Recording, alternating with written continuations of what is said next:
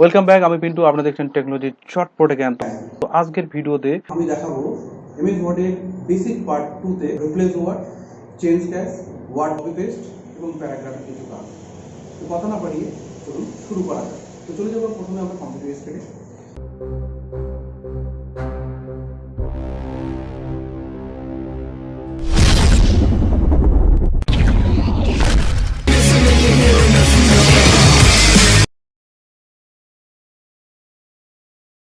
MS word খোলার জন্য আমাদের স্টার্ট ক্লিক করতে হবে।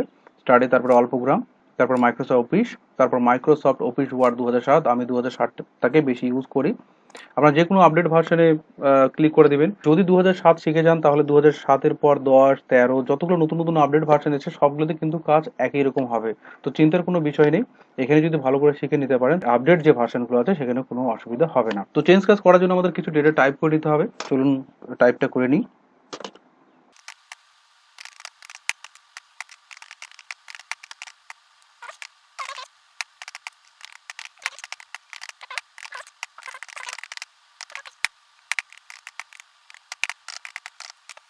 তো দেখে নেন এখানে একটা চিঠি টাইপ করা হয়ে গেল। এখন আমাদের জানতে হবে যে চেঞ্জ কেস আমরা কেন করব এবং কখন করব। তো যে চিঠিটা আমি টাইপ করেছি ভালো করে দেখে নেবেন। যে চিঠিটা আমি টাইপ করেছি সেটা দেখতেই পাচ্ছেন সমস্ত লেটার স্মল লেটারে। এভাবে কিন্তু চিঠি হয় না। এখানে দেখতে পাচ্ছেন এন এর নেমের যে এন আছে সেটা কিন্তু বড় হরফে, এটা ঠিকই আছে, কিন্তু পলাশের পি অ্যালফাবেটটা সেটা কিন্তু ক্যাপিটাল লেটার হবে। এখানে পালের যে লেটারটা আছে সেটাও কিন্তু ক্যাপিটাল লেটার হবে। C/O এটা কিন্তু দুটো লেটারই ক্যাপিটাল লেটার হবে। রঘুনাথের আরটা ক্যাপিটাল লেটার হবে, পালের পি হবে, ভিলেজের ভি, বেজাহারের বি, পি ফুল স্টপ ও দুটো লেটারই কিন্তু ক্যাপিটাল লেটার হবে, দাঁড়ালের ডি ক্যাপিটাল লেটার হবে। তো যেটা পারফেক্ট এবং পিওর করা দরকার, তাহলে আমরা কিভাবে করব? আর এটার জন্য আমাদের জানতে হবে চেঞ্জ ক্লাস। এখানে যেগুলো দেখতে পাচ্ছেন যে সেন্টেন্সগুলো তৈরি করেছি বা যে সেন্টেন্সগুলো আমি লিখেছি সবগুলোই কিন্তু স্মল লেটারে।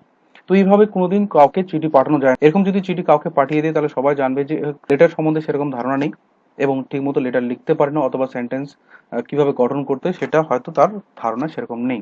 চেঞ্জ কাজের নিয়মটা যদি আমরা জেনে যাই তাহলে যে কোনো লেটার আমরা যদি স্মল লেটারে টাইপ করে থেকে ভুল করে, অথবা যদি আমরা সবগুলো বড় হরফে বা ক্যাপিটাল লেটারে টাইপ করি, তাহলেও কিন্তু আমাদের চিন্তার কোনো বিষয় হবে না, কারণ আমরা খুব তাড়াতাড়ি সেটাকে চেঞ্জ করে দিতে পারবো। যদি আমাদের মনে হয় যে ক্যাপিটাল লেটার এখানে হবে না, সেটা স্মল লেটারে করতে হবে, সেটা কিন্তু আমরা ঠিকঠাক চেঞ্জ করে দিতে পারবো। অথবা যদি মনে হয় যে এগুলো সমস্ত লেটার ক্যাপিটাল লেটারে হবে, তাহলেও কিন্তু আমরা চেঞ্জ করতে পারবো চেঞ্জ ক্যাশের মাধ্যমে। তো কথা না বাড়িয়ে চলুন দেখে নিই। তো এখানে দেখতেই পাচ্ছেন এখানে একটা অ্যাড্রেস আছে। তো অ্যাড্রেসটাকে আমাদের আলাদা করে সিলেক্ট করতে হবে। করার পর এই যে এখানে দুটো এ আছে দেখতেই পাচ্ছেন, এখানে একটা বড় হরফে বলতে ক্যাপিটাল লেটার একটা এ আছে, একটা স্মল লেটার এ আছে, তার পাশে একটা ছোট্ট ড্রপ ডাউন বাটন আছে, সেখানে আমাদের ক্লিক করে দিতে হবে। এরপরে অনেকগুলো অপশন আছে, তার মধ্যে যদি আপনাদের মনে হয় যে সমস্ত লেটার আমার এখানে ক্যাপিটাল লেটার লাগবে, তাহলে আমাদের কিন্তু আপার কেসে ক্লিক করে দিতে হবে। তাহলে সমস্ত লেটারগুলো কিন্তু ক্যাপিটাল লেটার হয়ে যাবে। দেখে নেন সমস্ত লেটারগুলো ক্যাপিটাল লেটারে হয়ে গেছে। এবার যদি মনে করেন যে সমস্ত লেটার আমাকে স্মল লেটারে করতে হবে, তাহলে আমাদের এখানে লয়ার কেস লেখা আছে, এখানে ক্লিক করে দিলে কিন্তু সমস্ত লেটার স্মল লেটারে হয়ে যাবে। তো এখান থেকে কিন্তু সমস্যার সমাধান হচ্ছে না। তো এর জন্য আমাদের জানতে হবে অ্যাড্রেসটাকে ঠিক করার জন্য আমাদের ক্যাপিটালাইজ ইজ ওয়ার্ড নামে যে অপশনটি আছে সেখানে ক্লিক করে দিতে হবে। তাহলে কিন্তু আর কোনো ভুল থাকবে না, একদম নির্ভুল হয়ে গেছে। ভালো করে দেখে নিন, নেমের এনটা বড় হরফে হয়ে গেছে, পলাশের পি, পালের পি, C/O যেটা পারফেক্ট এবং পিওর হওয়ার দরকার সেটা কিন্তু হয়ে গেছে। এবার চলুন দেখে নিই নিচের জায়গায়। তাহলে এটাকে পিওর এবং পারফেক্ট করার জন্য আমাদের যেটা করতে হবে, প্রথমে আগে সিলেক্ট করে নিতে হবে। সিলেক্ট করার পর চলে যাব চেঞ্জ ক্যাশের ড্রপডাউন বাটনে। তারপর এখান থেকে যে জিনিসটা আমাদের করতে হবে সেটা হলো সেন্টেন্স কেস। কথাটা আবারও বলছি, এখান থেকে যে কাজটা করতে হবে সেটা হলো আমাদের সেন্টেন্স কেস, কারণ এটাকে আমাদের সেন্টেন্সটাকে পারফেক্ট এবং পিওর করতে হবে। যখনই আমরা সেন্টেন্স কেসে ক্লিক করে দেবো সঙ্গে সঙ্গে দেখবেন যে পুরোটাই পারফেক্ট এবং পিওর হয়ে গেছে। দেখেন ফুল স্টপের পরে যে আই অ্যালফাবেটটা সেটা কিন্তু বড় হরফে হয়ে গেছে, ফুল স্টপের পরে যে আই সেটা কিন্তু বড় হরফে হয়ে গেছে, ফুল স্টপের পরে যে এন অ্যালফাবেটটা সেটা কিন্তু বড় হরফে হয়ে গেছে। যেটা হওয়া দরকার সেটা একদম পুরো পারফেক্ট এবং পিওর হয়ে গেছে। তো এখান থেকে আমরা বুঝে গেলাম চেঞ্জ ক্যাশ কিভাবে করে এবং কেন করে। এখানে আমি তিনটা ওয়ার্ড লিখলাম। এখানে লেখা আছে আই এম এ স্টুডেন্ট। এর মধ্যে তিনটে ওয়ার্ড আছে আর কটা লেটার আছে সেটা অল্পতেই আমরা খুব তাড়াতাড়ি গুনতে পারবো। কিন্তু যদি বলা হয় যে এই যে এই তিনটে সেন্টেন্স সরি এই তিনটে লাইনের মধ্যে কতগুলো ওয়ার্ড আছে, কতগুলো ক্যারেক্টার আছে, ফাঁকাগুলোকে ধরে কতগুলো ক্যারেক্টার হয়েছে, ফাঁকাগুলোকে না ধরে কতগুলো ক্যারেক্টার হয়েছে, সেটা কিন্তু গোনা আমাদের খুব একটা সহজ হবে না। তো এর জন্য আমাদের জানা দরকার ওয়ার্ড কাউন্ট, তাহলে আমরা শব্দের হিসাবটা করতে পারবো। তো চলুন দেখে নিই কিভাবে করা যায়। তো যেগুলোর আমাদের ওয়ার্ড কাউন্ট করা দরকার, যদি মনে করেন যে একটা লাইনের ওয়ার্ড কাউন্ট করতে হয় বা দুটো লাইনের অথবা তিনটে, তাহলে সেইভাবে আমাদের সিলেক্ট করতে হবে। যদি মনে করেন যে দুটো ওয়ার্ডের করতে হবে অথবা পুরো লাইনের অথবা পুরোটারই, তাহলে আমাদের সেইভাবে সিলেকশন করতে হবে। করার পর নিচে দেখতেই পাচ্ছেন লেখা আছে ওয়ার্ড, এখানে ক্লিক করে দিতে হবে। তাহলে একটা ছোট্ট ডায়লগ বক্স আসবে, এর মধ্যে সমস্ত ডিটেলস দেওয়া আছে। দেখে নিন লেখা আছে একটা পেজের মধ্যে আমরা লিখছি ওয়ার্ড হলো 47টা, আর ক্যারেক্টার যেটা ফাঁকাকে না ধরে, যে ফাঁকাগুলো যেগুলো দেখতে পাচ্ছেন স্পেসগুলো, এগুলোকে না ধরে হয়েছে 226টা। আর যদি ফাঁকগুলোকে এই যে স্পেসগুলোকে এক এক করে ধরে নিই তাহলে হয়েছে 273টা। আর প্যারাগ্রাফ তো এটা ঠিক হয়নি, আর লাইন হচ্ছে 3টা। বুঝতে পারলেন এখানে যে আমরা খুব সুন্দর একটা পিওর হিসাব করে ফেললাম। যদি আপনি চান যে এই 3টে ওয়ার্ডের আমাদের হিসাব করতে হবে, তো 3টে ওয়ার্ডকে সিলেক্ট করতে হবে। করার পর এখানে ক্লিক করতে হবে। এখানে দেখে নিতে পারবেন যে এখানে বলছে একটা পেজের মধ্যে টাইপ করছে এই 3টে ওয়ার্ড। তো বুঝাতে পারলাম ওয়ার্ড কাউন্ট আমরা কখন করি, কেন করি। যদি আমাদের দরকার হয় শব্দের হিসাব করতে, তাহলে কিন্তু আমরা এই নিয়মটা অ্যাপ্লাই করতে পারি। এরপর দেখে নেব কপি পেস্ট। কপি পেস্ট না জানলে কোনো কাজই হবে না। সেটা আমরা যে কোনো টেক্সট ডেটাকে, গ্রাফিক্স ডেটাকে, ভিডিও ডেটাকে, যে কোনো ডেটাকে আমরা কিন্তু কপি পেস্ট করতে পারি একই রকম রুলস ফলো করে। তো আজকে আমি যেটা দেখাবো কপি পেস্ট, সেটা হলো 2 থেকে 3টি রুলস অ্যাপ্লাই করে দেখাবো একটা কিবোর্ডের মাধ্যমে, রাইট ক্লিকের মাধ্যমে এবং মেনু বার দ্বারা। তো চলুন দেখে নিই। তো কপির মানে হলো যে কোনো ডেটাকে এক থেকে একাধিকবার দ্বিত্ব করাকেই আমরা কপি বলে থাকি। তো যেটাকে কপি করব সেটাকে আমাদের আগে প্রথমে সিলেক্ট করতে হবে। তো ধরে নিন এখানে লেখা আছে ইনভিটেশন, সেটাকে আমাদের প্রথমে সিলেক্ট করতে হবে। তারপর যেটা সিলেক্ট হয়ে গেছে তার উপরেই মাউস পয়েন্টারটা নিয়ে এসে রাইট ক্লিক করতে হবে। করার পর লেখা আছে দেখেন কপি। তো এখানে কপি করব, তারপরে যেখানে যে শব্দটা লাগবে, ধরে নেন এখানে এই শব্দটা লাগবে, তো কার্সারটা ওই জায়গায় নিয়ে এসে ওই কার্সারটার উপর আবার রাইট ক্লিক করতে হবে। করার পর পেস্ট ক্লিক করে দিতে হবে। দেখবেন এই শব্দটা ডবল হয়ে গেছে। এই যে ডিসঅ্যাপয়েন্টেড লেখা আছে সেটাও একই রকম নিয়ম অ্যাপ্লাই করে আমরা কিন্তু কপি করতে পারি। তো প্রথমে আগে সিলেক্ট করতে হবে, করার পর রাইট ক্লিক করতে হবে, করে কপি করতে হবে। করার পর যেখানে আমাদের এই শব্দটা লাগবে, যদি মনে করেন এখানে লাগবে, তাহলে কার্সারটা ওই জায়গায় নিয়ে এসে কার্সারের উপর রাইট ক্লিক করে পেস্ট করে দিতে হবে। তাহলে কিন্তু এটা ডবল হয়ে যাবে। তারপরে দেখে নেন মেনু বার ধরে আমরা কিভাবে করব। তো যে শব্দটা কপি করার দরকার, ধরে নিন ডিয়ার ইনভিটেশন, আমি এই দুটো ওয়ার্ডকেই কপি করব। তো প্রথমে আমাদের সিলেক্ট করতে হবে। করার পর এখানে লিখে আছে, ভালো করে দেখে নিন কপি। তো এখানে ক্লিক করে দেবো। তারপরে যেখানে যে শব্দটা আমাদের দরকার হবে, যদি মনে করেন যে এই দুটোর মাঝখানে, যদিও হওয়া উচিত না, আমি শুধু বোঝানোর জন্য এই কাজটা করে দেখাচ্ছি, যদি ফাঁকা না থাকে একটু স্পেস দিতে হবে। আর যদি ফাঁকা থাকে তাহলে কোনো স্পেস দেওয়ার দরকার নেই। তো এখানে দেখতেই পাচ্ছেন স্পেস দেওয়া আছে, তো আমি এখানে কোনো স্পেস দিলাম না। তারপরে আমাদের এখানে লেখা আছে পেস্ট। তো পেস্টে ক্লিক করে দেবো, তাহলে কিন্তু ডিয়ার ইনভিটেশন শব্দ দুটো চলে আসবে এখানে। তো এইভাবে আমরা করতে পারি। চলুন আর একটি শব্দের ধরে নেন এই যে ওয়ার্ল্ড, ওয়ার্ল্ড শব্দটা আমার ডবল করতে হবে, মানে কপি করতে হবে। তো কপি করার জন্য এখানে ক্লিক করে দেবো। তারপরে যেখানে শব্দটা লাগবে ধরে নেন এই জায়গায়, তো এখানে একটুখানি স্পেস দিতে হবে। দেওয়ার পর কার্সারটা বাঁ দিকে আনার জন্য একবার লেফট অ্যারো দাবাতে হবে। লেফট অ্যারো বলতে যেটা আমি বুঝাতে যাচ্ছি সেটা হলো এটা, লেফট অ্যারো একবার দাবাতে হবে, এই লেফট অ্যারো। তো লেফট অ্যারো আমি দাবাই দেবো, দেখতেই পাচ্ছেন কারোর সঙ্গে টাচ নেই।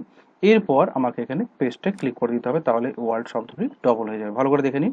এবার আমরা জানবো কিবোর্ডের মাধ্যমে কপি পেস্ট কিভাবে করা যায়। তো কিবোর্ডের মাধ্যমে আমি এখানে কিবোর্ডটা অন স্ক্রিন কিবোর্ডটা শুধু আপনাদের বোঝানোর জন্য কিবোর্ডটা এনে রেখেছি, যাতে আমি বুঝাতে পারি যে কিবোর্ড দিয়ে কিভাবে করতে হয়। তো আমি আগের ভিডিওতে বলেই দিয়েছি, যে কোনো ডেটাকে সিলেক্ট করার জন্য কন্ট্রোল চেপে এ যদি পুরোটাই সিলেক্ট করা দরকার হয়, অথবা শিফট চেপে, এই যে শিফট চেপে ধরে লেফট অ্যারো দিয়ে আমরা সিলেক্ট করতে পারবো। সে লেফট অ্যারো দিয়ে হতে পারে, রাইট অ্যারো দিয়ে হতে পারে। এখানে যে শব্দটা আমার কপি করা দরকার সেটা আমাদের প্রথমে সিলেক্ট করতে হবে, আর সেটা হলো শিফট চেপে লেফট অ্যারো দিয়ে। তো কার্সারটা আগে আমাদের সর্বপ্রথম ওই জায়গায় নিয়ে যেতে হবে, আর আপ অ্যারো দিয়ে ধরে নেন শুধু আমার এই যে অনার লেখা আছে এই শব্দটা কপি করতে হবে।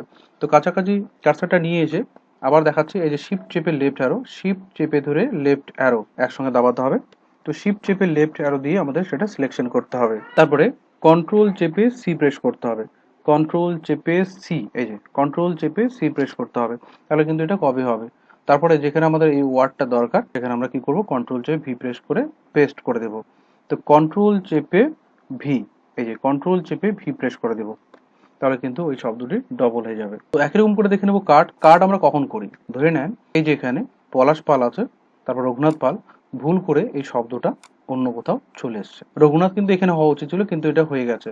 তখন আমাদের করতে হয় কাট। কাটের কাজটা হলো যে কোনো ভুল শব্দটা কেটে বাদ দিয়ে সঠিক জায়গায় স্থাপন করাটা হলো কাটের একমাত্র কাজ। তো দেখে নেন রঘুনাথ লেখাটা নিচে চলে এসছে, সেই রঘুনাথটাকে কাট করে ওই জায়গায় আমাদের পেস্ট করতে হবে। কাট করার জন্য আমাদের প্রথমে সিলেক্ট করতে হবে। তো সিলেক্ট করার জন্য শিফট চেপে লেফট অ্যারো দিয়ে আমরা সিলেক্ট করব। করার পর কন্ট্রোল চেপে এক্স প্রেস করব। কন্ট্রোল চেপে এক্স প্রেস করলে কাট হয়ে যাবে। তারপরে যেখানে শব্দটি দরকার সেই জায়গায় আমরা কার্সারটা নিয়ে আসবো, তারপরে কন্ট্রোল চেপে ভি প্রেস করবো, তাহলে কিন্তু রঘুনাথটা চলে আসবে। এটা কিন্তু আমরা মেনু বার ধরেও আমরা করতে পারি। যেমন ধরে নিন এখানে যে বেজাহার লেখাটা আছে সেটা ধরে নিন অন্য কোথাও চলে এসছে। তো একই রকম করে আগে প্রথমে সিলেক্ট করতে হবে। করার পর এই যে লেখা আছে কাট, তো কাটে ক্লিক করলে কাট হয়ে যাবে। তারপরে যেখানে লাগানোর দরকার সেই জায়গায় কার্সারটা নিয়ে এসে পেস্ট অপশনে ক্লিক করে তাহলে বেজাহারটা এখানে চলে আসবে। এবার চলে আসবো টেক্সটের কিভাবে প্যারাগ্রাফ ঠিক করতে হয়। তো এখানে লাইন স্পেসিংটা যথেষ্ট বেশি হয়ে গেছে, তো আমি আবার দেখাচ্ছি লাইন স্পেসিংটা কিভাবে ঠিক করতে হয়। তো আগে প্রথমে সিলেকশন করে নিতে হবে, নেওয়ার পরে এই যে এখানে দেখতেই পাচ্ছেন কিছুক্ষণ আগে যেটা বললাম যে লাইন স্পেসিং এর ড্রপ ডাউন বাটন এখানে ক্লিক করার পর ওয়ানে ক্লিক করে দিতে হবে, তারপর রিমুভ স্পেস আফটার প্যারাগ্রাফ এখানে ক্লিক করে দিতে হবে। তো দেখবেন যে যে লাইন স্পেসিংটা সেটা কিন্তু যথেষ্ট চেপে যাবে।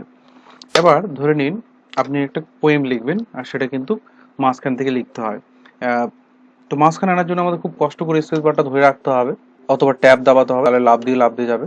তারপর আমাদের এখানে লিখতে হবে দি রেইন, একটা কবিতা। আবার এখানে ট্যাব দাবাতে হবে। তো এইভাবে লিখতে অনেক সময় লেগে যাবে।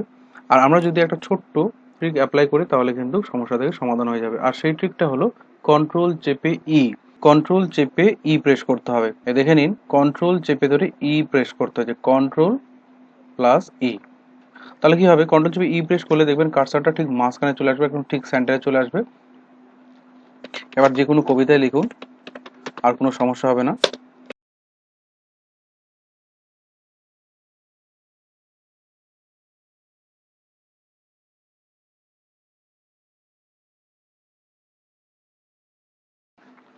তো দেখতেই পাচ্ছেন কার্সারটা ঠিক মাঝখানে চলে এসেছে, আর যখন আমরা কিছু লিখছি ঠিক মাঝখান থেকে শুরু হবে।